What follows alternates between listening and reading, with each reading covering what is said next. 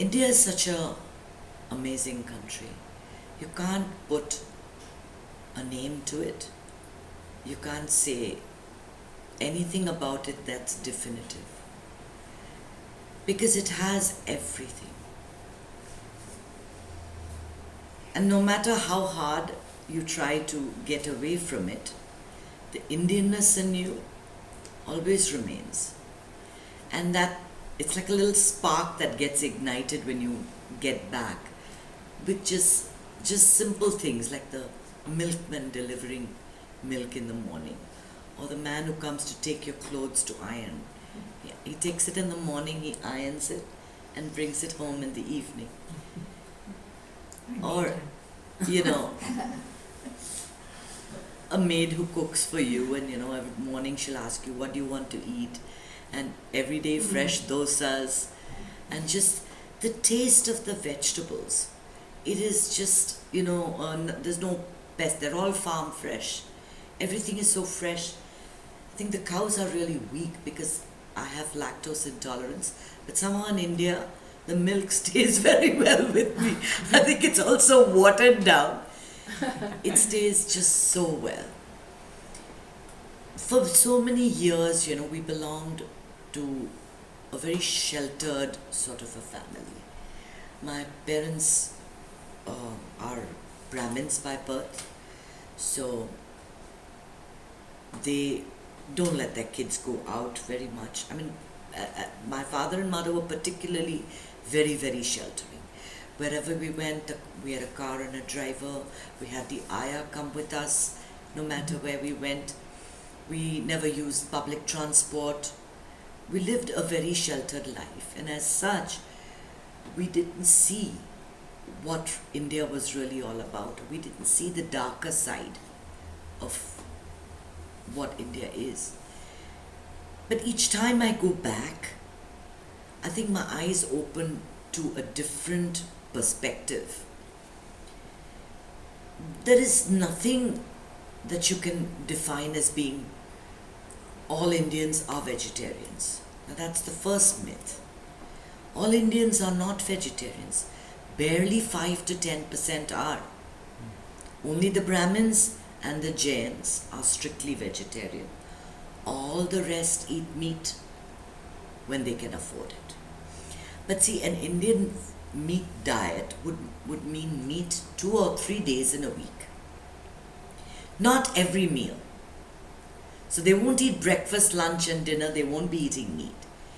And that's something that's always been.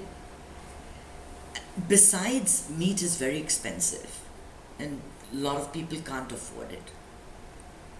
But the biggest myth is that all Indians are vegetarians. We're not. And now even the Brahmins have started eating with all the Western culture.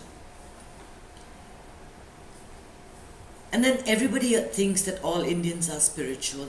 They are certainly not. Till I think it was because of the British that came to India that a couple of generations the spirituality got lost, at least in my family. My grandfather was an ICS officer and he was religious, but his father and grandfather were yogis. They practiced yoga and they practiced Ayurveda. That got lost. My parents, they were, my father didn't believe in anything, but my mother was religious. But nobody knew anything about spiritualism. They followed all the ritual that was taught to them, and that was it. So my mother was exposed to meditation through me. And I saw that when I came out west, and all my teachers were Jewish. All my meditation teachers so far have been Jewish. The ones I really learned from, the ones I learned one-on-one. So, even when I go back, it's like none of my mother's friends even know about meditation. Nobody in my immediate circle know anything about meditation. In fact, they were asking me if I would run a class for them, to teach them about meditation. And I'm saying, you're in Bangalore. Bangalore's the heart of meditation. There are hundreds of gurus here, hundreds of schools of meditation. It's strange, my sister is the dean of a school, and she has got the Dalai Lama's organization to start a meditation program. And where are the teachers being flown in from?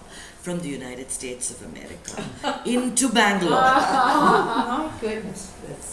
That's so strange, isn't it? Yoga has become a fad in the last 5 or 10 years because it's popular in the West.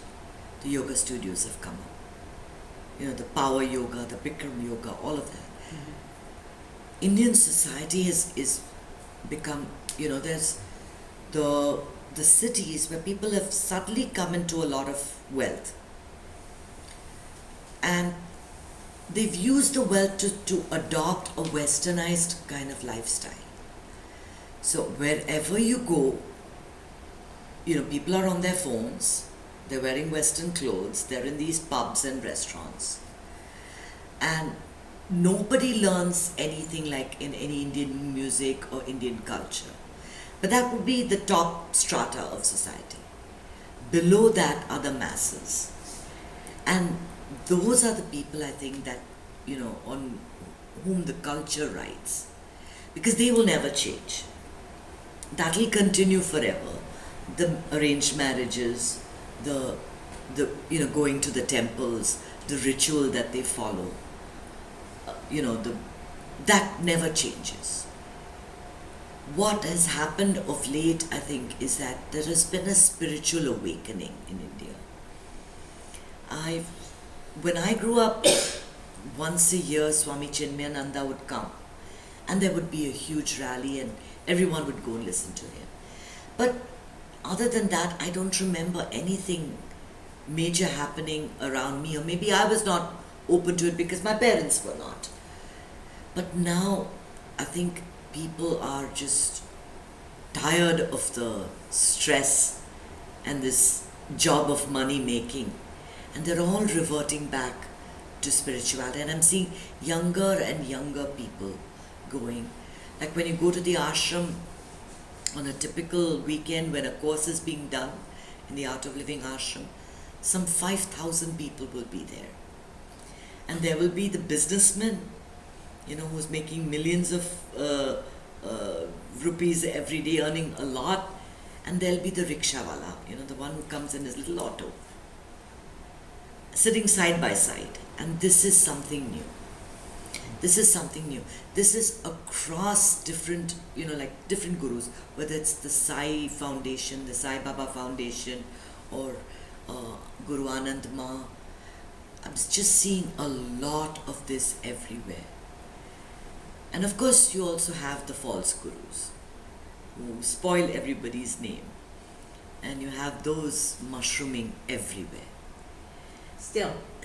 And the thing is that people are so needy, and it makes you realize that it's so important to be authentic. Because everybody just wants a crutch. They want someone to tell them that it's okay. Life is okay. Everything is going to be fine. And whoever they find, they're going to hold on to it.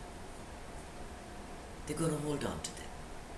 That's why you see, even in this country, anywhere in the world, people rally to anyone who can give them a moment's peace. And it's these false gurus that take away from the real, spiritual richness that's there in India. There's so many. I had this at the 2 or 3 channels that I watch, and every time I switch channels, there's another guru, and he's talking to an audience of 5,000 people, and then there's another guru, and he's talking to another audience of 5,000 people. I'm saying, here we think that the whole world is filled with, killers and murderers and shooters and all these things that the news is bringing up. But really, most people have a very peaceful life, and most people are basically good. And most people have ups and downs, but life is all right, it all sorts out anyway. We tend to focus, as I always say, on the negative that's happening in our life. But we need to refocus on all the good things and all the normal things and all the everyday things that are happening. Sometimes I listen to the birds chirping outside, and I think animals and birds have such a simple life. Yeah, there are dangers, right? They may get killed, right? But they just go about their day, chirping and, eating a few worms, and then chirping again and eating a few worms. And what are we doing to our lives? Complicating it. This whole search for wealth and for happiness. You must have a job, the job must pay, you must have status, you must wear the right clothes, you must live in the right neighborhood, send your children to the right schools. I mean, everything is complicated. Look at the way medicine has become. Literally every toe has a different doctor. You can't go for your baby toe to the same doctor as your big toe. We've just made our lives very, very complicated. And we just need to get back to what's simple and what's just good. Because that's what we all want. We want a simple, uncomplicated life.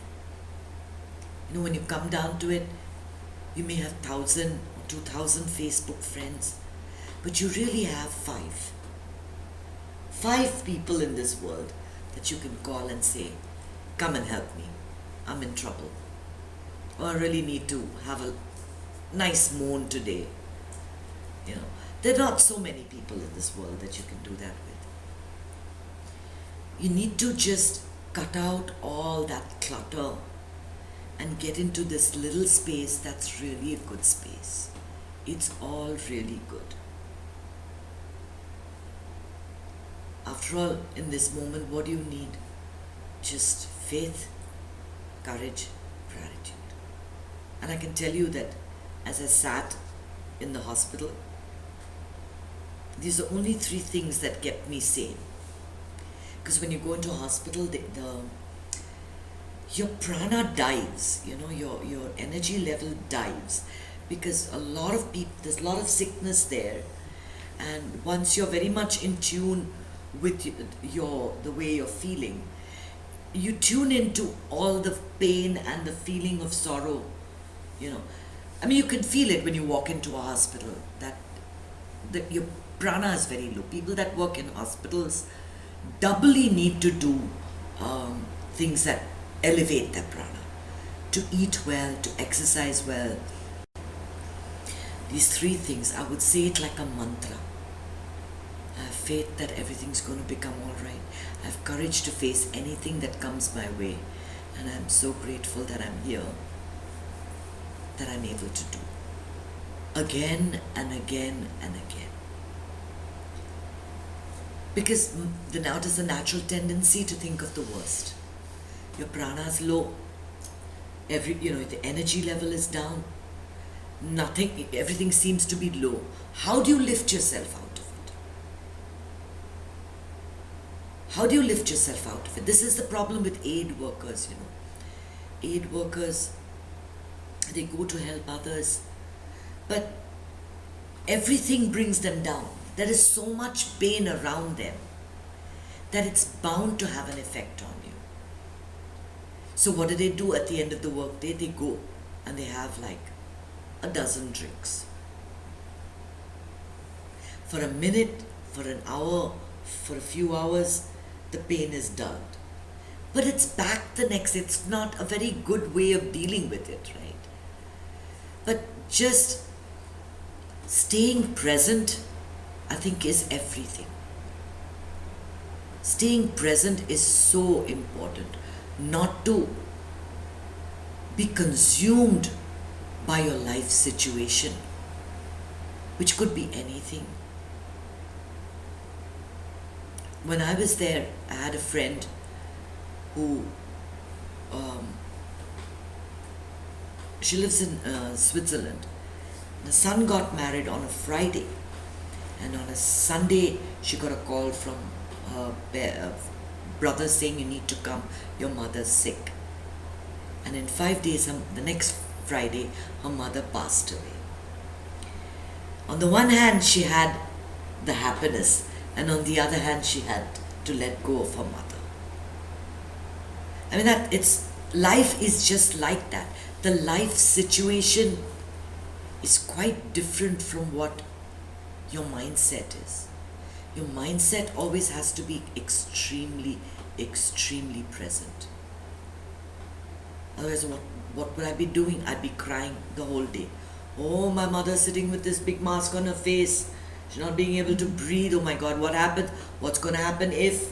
What's going to happen if this happens? Not once did I think like that. Not once. Maybe I've learned, or maybe it's my way of protecting myself. I don't know which it is. But I have learned that when in the most difficult of situations, you have to keep present and keep telling yourself, faith, courage, gratitude. Faith, courage, gratitude. Whatever comes. Whatever comes.